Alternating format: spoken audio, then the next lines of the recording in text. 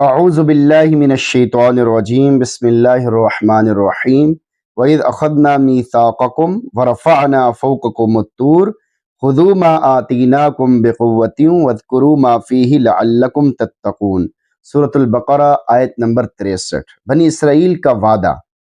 وَإِذْ أَخَذْنَا مِيثَاقَكُمْ، اور اس وقت کو یاد کرو جب ہم نے تم سے وعدہ لیا تھا، یعنی تورات کی تمام باتیں قبول کرنے کا پختہ عہد لیا تھا۔ وَرَفَعْنَا فَوْقَكُمُ الطُّورَ، اور کوہ طور کو تمہارے اوپر بلند کر دیا تھا، یعنی جڑ سے اٹھا کر تمہارے سروں پر معلق کر دیا تھا۔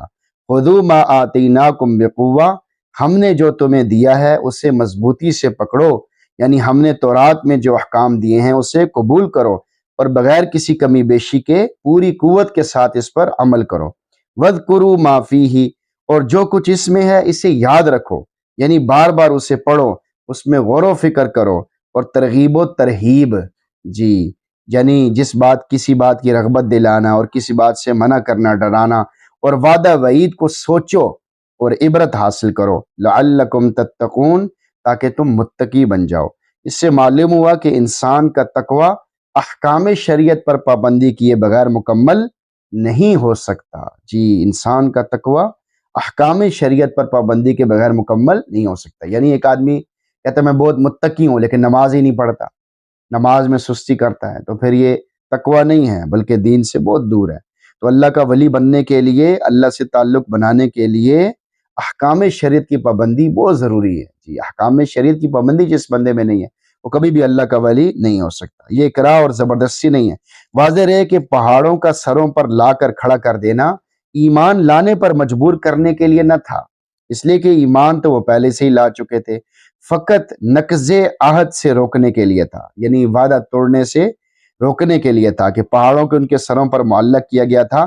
جیسے مسلمانوں پر حدود و قصاص، تعزیرات یعنی سزاؤں کا قائم کرنا، یہ مجبور کرنے کی قبیل میں سے نہیں ہے، بلکہ زنا، چوری، شراب نوشی، خونریزی، رہزنی اور اس قسم کے تمام برے کاموں کو روکنے کے لیے۔ ہاں اگر پہاڑ کا معلق کرنا دین قبول کرنے کے لیے ہوتا تب آیت لا اکراہ فی الدین کے خلاف ہوتا۔ ایمان قبول کرنے کے لیے پہاڑ اوپر نہیں لایا گیا، بلکہ جو اعمال تھے ان کو، یعنی ایمان تو وہ پہلے سے لا چکے تھے، ان کو عمل کرنے کے لیے، دین کے کاموں کے لیے اور برے کاموں سے بچانے کے لیے، وعدہ توڑنے سے بچانے کے لیے ان کے سروں کے اوپر پہاڑ لا کر کھڑا کیا گیا۔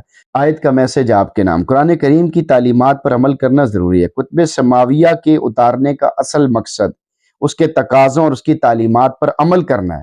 اسی طرح قرآن کریم کے اتارنے کا مقصد محض اس کی تلاوت نہیں ہے، صرف پڑھنا نہیں ہے، بلکہ تلاوت کے ساتھ ساتھ اس کی تعلیمات پر عمل کرنا بھی ضروری ہے۔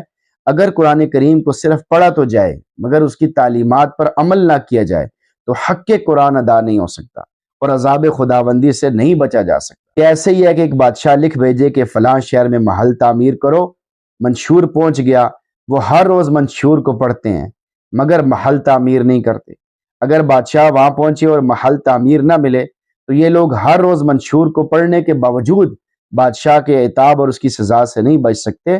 اسی طرح قرآن کریم اللہ رب العزت کا منشور ہے جو ہمارے پاس آئے، اس منشور کو جہاں پڑھنا اور اس کی تلاوت کرنا ضروری ہے، وہاں اس منشور پر دل و جان سے عمل کرنا بھی ضروری ہے، ورنہ محض پڑھ کر اس کے مقصد کو فراموش کرنے سے عذاب الہی سے نہیں بچا جا سکتا۔